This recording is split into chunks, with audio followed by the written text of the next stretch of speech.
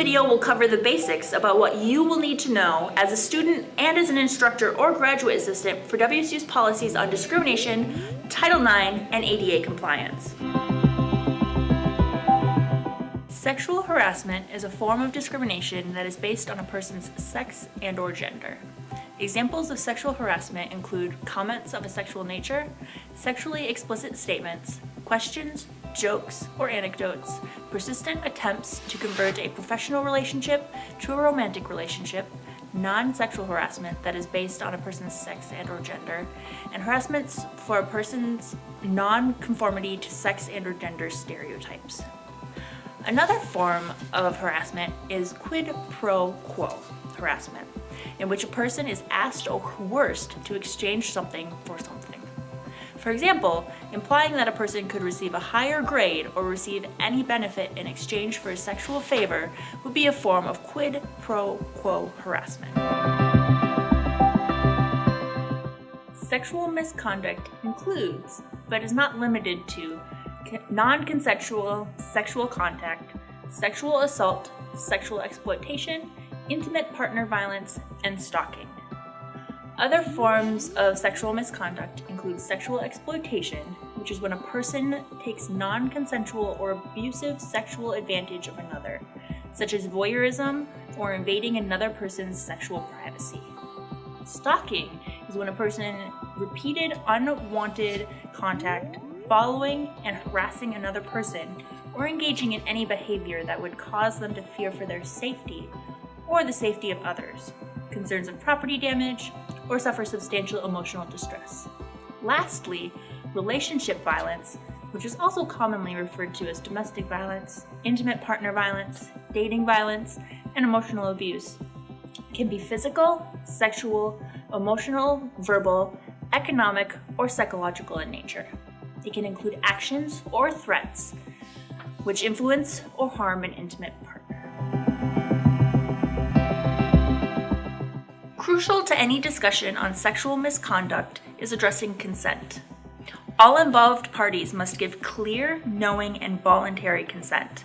The person responsible for obtaining consent should be able to answer the question, what specific words and actions by the other person gave you clear indication that they wanted to engage in specific sexual actions in which you engaged.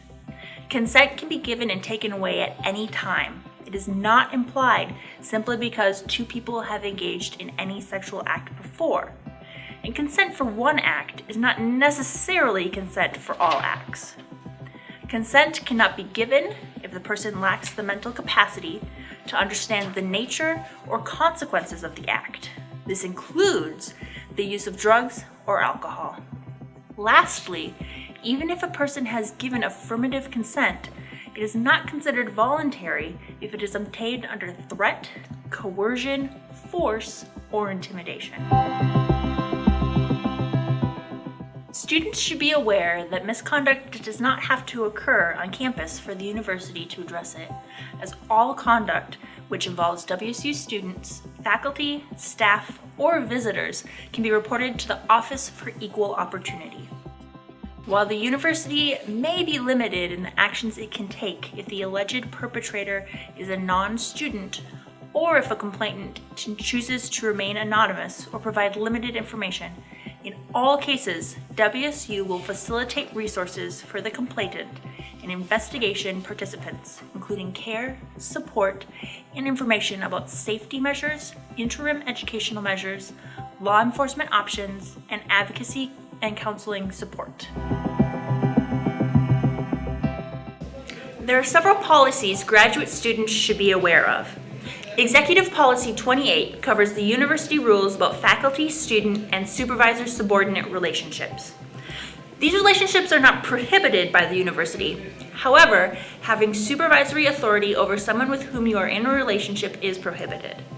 If a relationship is likely to develop, or has already developed, report the relationship promptly to Human Resource Services or your supervisors. HRS may need to take steps to prevent persons in a relationship from having authority over each other.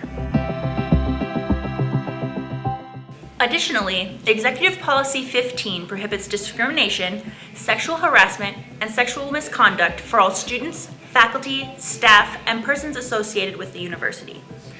The protected classes of EP 15 include race, sex and/or gender, sexual orientation, gender identity or expression, religion, age, color, creed, national or ethnic origin, physical, mental, or sensory disability, including the use of a trained service animal, as well as marital status, genetic information, or status as an honorably discharged veteran or member of the military.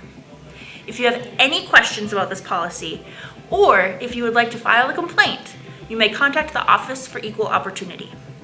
More information on any of these policies, trainings, or the complaint process can also be found through the Office for Equal Opportunity website at oeo.wsu.edu.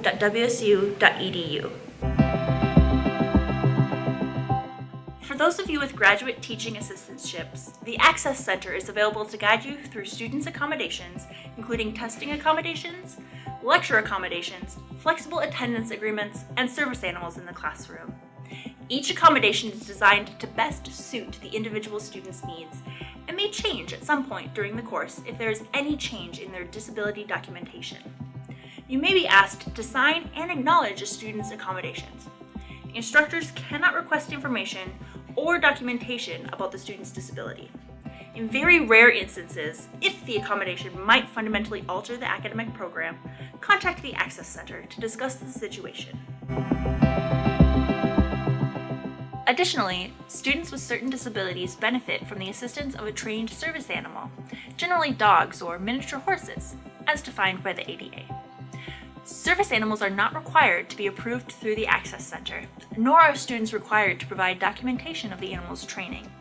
Instructors may ask a student with a service animal 2 questions. 1. Is the animal required due to a disability? And 2. What task is the animal trained to perform? Instructors may not ask the student to have the animal perform the task. There are limited exclusions to the use of service animals, so please be sure to discuss any concerns with the Access Center. For more information about the services offered by the Access Center or how best to accommodate students with disabilities, visit accesscenter.wsu.edu.